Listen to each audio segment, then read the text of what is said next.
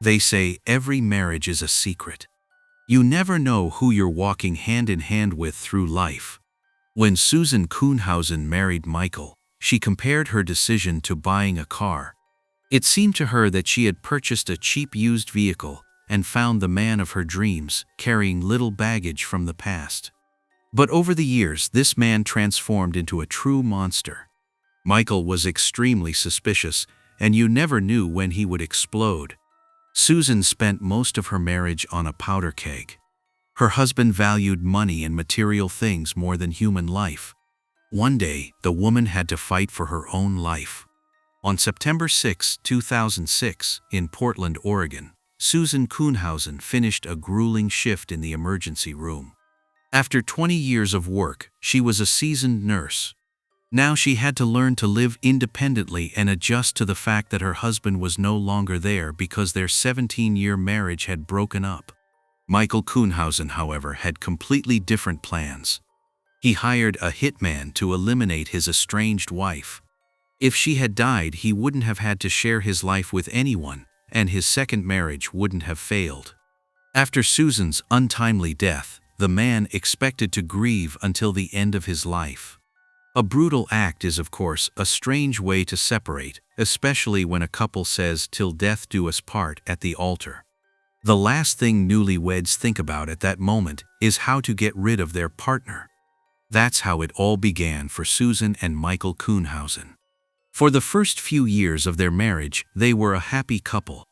Susan didn't know that her husband was mentally unstable and refused treatment. Every night, she fell asleep next to a ticking time bomb. How did the Kuhnhausen's family life end with a corpse in the house? To understand why the man suddenly became a monster, let's go back to 1988. Susan worked as a nurse in the emergency room. Her life was dedicated to giving hope to people in critical condition. Nurses in the intensive care unit had to be able to make decisions in a very short time and be sure they were the right ones. Susan was an experienced nurse and could respond to different patients individually, the critically ill, the needy, and those who simply required constant attention out of habit. She had a big heart, and enough for everyone. People appreciated co-workers like Susan and reciprocated her affection. When she came home from work and was alone, the woman began to long for the warmth that surrounded her in the hospital. So, after a few years, Susan decided it was time to make sure she had a loved one waiting for her at home.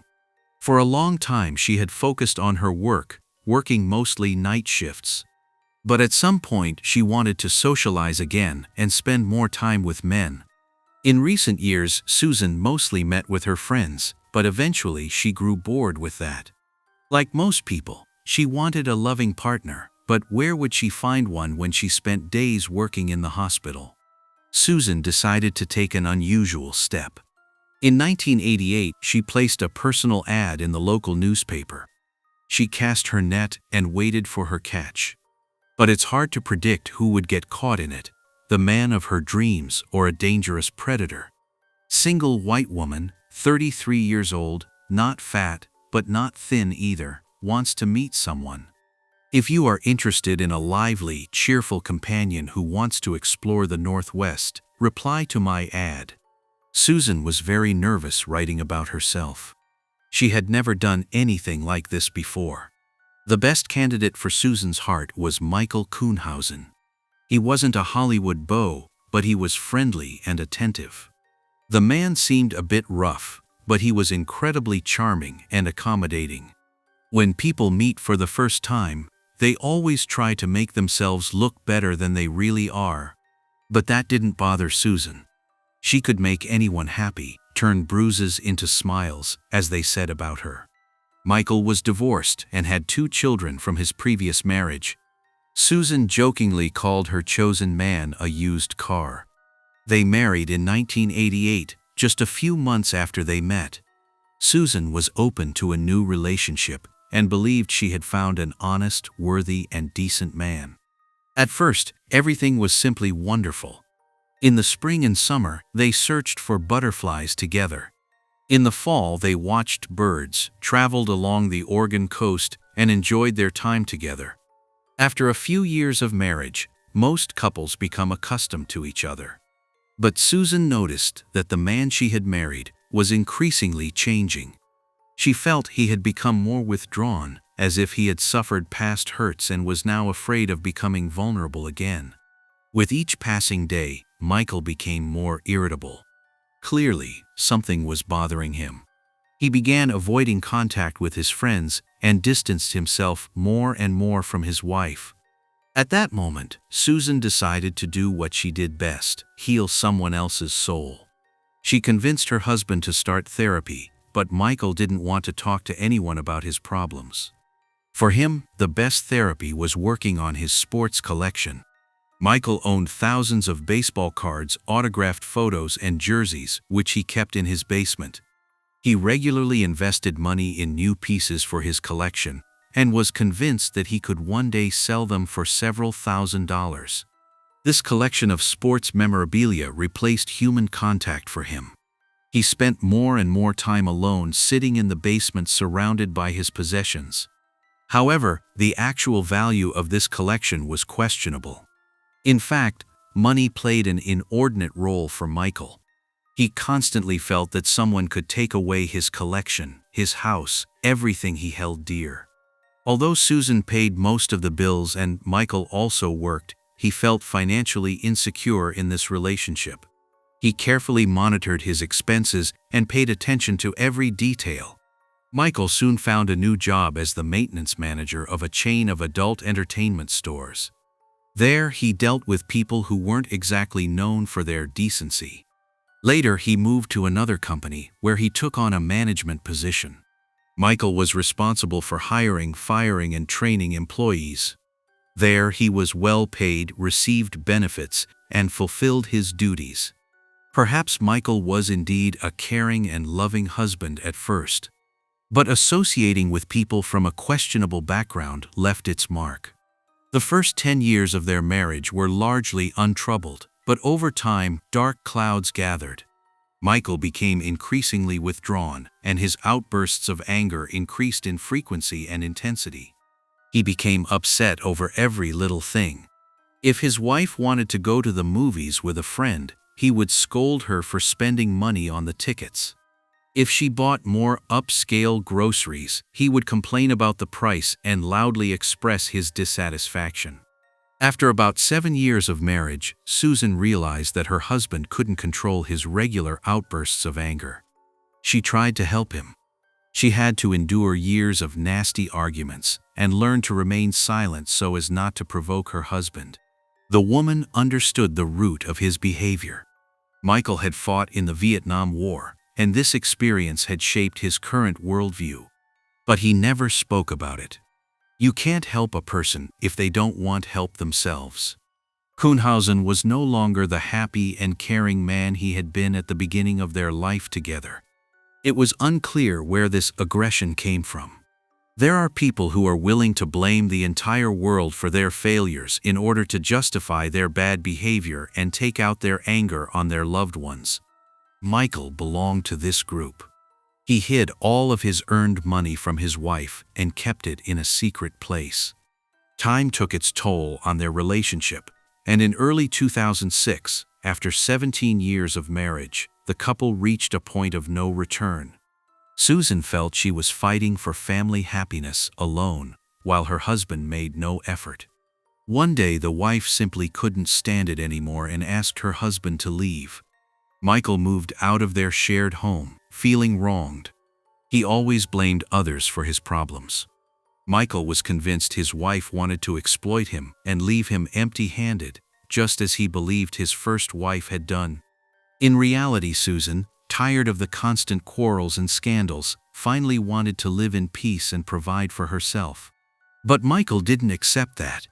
All his pent-up anger, disappointment, and sense of persecution were now directed at a single target: Susan, the woman who supposedly wanted to take everything away from him. This is where Michael's years of saved money came in handy. He used it as a weapon of revenge. 10 months had passed since Susan had thrown Michael out. She hoped this would be a wake-up call for him, that he would reconsider his attitude toward her and draw appropriate conclusions. She hadn't chosen a monster as a husband. Susan had married a friendly man who seemed to have only minor problems. Problems he didn't want to deal with. Over time, however, these problems became increasingly serious, and the company Michael had recently fallen in with accelerated his moral decline. One of Kuhnhausen's colleagues was a man named Edward Haffey, a Vietnam veteran with a long criminal past. Upon his release from prison, he immediately became addicted to illegal substances and now desperately needed money. Haffey stayed with friends to obtain illicit substances, and when he was heavily in debt, he simply disappeared. The man had served his last 10-year prison sentence for an act of violence against his ex-girlfriend. Haffey was known for his open cruelty and aggressiveness. Few wanted to deal with such a thug, but Ed and Michael shared the same feeling that the whole world was against them. So they became friends. First, 2 tires on Susan's car were slashed simultaneously. At that moment, the woman didn't yet consider that this could be her husband's work. Then Susan noticed that Michael was starting to withdraw large sums of cash from their still joint account. Since he still had access to her finances, Susan transferred her life insurance to her mother and brother's names and subsequently informed Michael that she was filing for divorce. The woman finally realized that her marriage was beyond saving. Around the same time, Kuhnhausen lost the job he had held for many years. Without a wife, without a home, and without a job, Michael was once again convinced that everything was against him. But in his eyes, there was a way out. If Susan disappeared, he would keep the house and a lot of money. Michael himself, however, was a coward and didn't want to get his hands dirty. He came up with the idea of hiring a hitman. His friend Edward was perfect for the role. Haffey was also on the brink at the time. He had been laid off, owed rent, and needed his daily fix. He urgently needed to raise money from somewhere, as his debts were growing every day. Haffey's desperation suited Michael perfectly. They agreed on $50,000, $25,000 as an advance, and the rest after the job was done. This money would solve Ed's problems, and in return he would help Michael.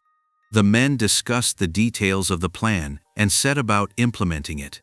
If Michael could establish an alibi, the police would never connect him to Susan's robbery. He would keep the house, the money, and his collection of sports memorabilia. Portland, Oregon, September 6, 2006. Susan was home after a long, exhausting shift in the emergency room. She had planned a quiet evening. Unfortunately, her husband, Michael, with whom she hadn't lived for some time, was busy preparing a deadly surprise. Susan didn't know that the man she loved and tried to save had decided to take revenge on her by organizing a robbery. He was hiding a killer in their house, waiting for the landlady to return. Susan hadn't changed the codes for the alarm system after she threw Michael out. So he simply dictated the numbers to his friend Ed Haffey. He was not only a disgruntled Vietnam War veteran, but also an incompetent, addicted ex-con. He wanted to free his friend from his hated wife forever and solve his financial problems at the same time. He wanted to get it all done quickly and quietly. His plan was to smash Susan's skull with a hammer and a nail puller. No gunshots, no screams. To the police, it would look like a botched burglary. By the time Susan returned home from work, Michael had already checked into a coastal motel, where several people could confirm his alibi. He just had to wait for Ed's call to inform him that everything had gone according to plan. His wife was dead, and he was free and independent. Susan entered the house and went into the bedroom to change her clothes when suddenly a man who had been hiding behind the door leaped out of the darkness and struck her head and face with a hammer. The woman tried to ask the stranger what he wanted, but when she saw the open hatred in his eyes, she realized why he had come. He had come to kill her. Susan, alone with the murderer, fought desperately for her life. The attacker's confidence that he could kill his victim quickly and silently with the hammer proved false. When Susan realized he had come to take her life, she was overcome by a sheer will to survive. She finally managed to wrest the hammer from her attacker's hand. An unequal fight for the weapon ensued. The criminal was surprised and pointed out that Susan was strong. But Ed refused to give in and threw the nurse to the ground. Haffey snatched the hammer from her and attacked Susan again. At that moment, she reached into his trouser pocket and pulled out his wallet, thinking, "If I die, the wallet will be evidence." Then she began biting the man's hand, side, and thighs. When he turned slightly, she bit his genitals. He fell to the ground, hunched over in pain. Susan sat on him and squeezed his throat. She promised to call an ambulance on the condition that he told her who had sent him. But the criminal only tried to push her away. Then Susan put all her weight on him and squeezed even harder. She didn't let go until Ed stopped moving. Then she took the hammer and hit him again before running out of the house, not knowing if the attacker had survived. The woman used her years of experience as an emergency room nurse, combined with her self-defense skills, to fend off the unexpected attack of a potential murderer in a 15-minute fight to the death. She had often joked during training that she probably wouldn't remember a single technique if she were ever attacked. But the proximity of death forced the nurse to focus and emerge victorious. Susan was seriously injured, but fortunately, she survived. The paramedics immediately took her to the hospital, where she became a patient in her own emergency room. Haffey died of his injuries. He was 59 years old. A terrible man who died a terrible death. It had already become dark, and there was no news of his friend. Michael realized that something hadn't gone according to plan. He sat in the motel on the coast, not knowing what to do. When he heard news of the attack on Susan's house, he tried to call the hospital. But they gave him no information, which made him even more nervous. Despite Michael's carefully planned alibi, the police quickly figured out who was behind the attempt on Susan's life. In the basement, they found a backpack. Inside were items that someone had apparently wanted to take from the house. They included sports cards and a t-shirt with Michael's last name. The man valued these items highly, even though they had little value to others. The backpack itself, as it later turned out, belonged to Haffey. A note with Michael's phone number was also found inside. This allowed the police to clearly link Susan's husband to the killer who had attacked her in her own home. 8 days after the attack, Michael Kuhnhausen was arrested. Naturally, he tried to portray himself as the victim, but no one believed him. The fact that his phone number was found in the perpetrator's backpack was enough to charge Michael with attempted murder of his wife and conspiracy to commit murder. Shortly before the trial, Michael gave up and confessed. The Kuhnhausens had been married for 17 years. The man had known his wife well, but the one thing he had never understood was that Susan was a fighter. Michael was sentenced to only 10 years in prison. Susan, who saved lives as a nurse, now had to live with the knowledge that she had taken that very life. She wasn't proud of it, but she wasn't ashamed either. Eventually, she divorced Michael. During the divorce proceedings, the man fought bitterly for every penny. But in the end, Susan was able to keep her house and her savings. The nurse, however, lived in constant fear of the day her ex-husband would be released. In 2014, Michael Kuhnhausen had served 8 of his 10 years in prison. He was scheduled to appear before the parole board in September, and the likelihood of his release from prison was high. This deeply worried and frightened Susan. She increased her security measures to protect her life and her home from her ex-husband or any potential accomplices he might hire again. But she didn't have to worry much longer. In June 2014, Michael passed away. He died in prison of natural causes after a cancer-related illness. Although Susan admitted she felt an inner sense of relief, she was still saddened by his death. Her feelings for Michael had once been sincere. Thank you for watching, and take care.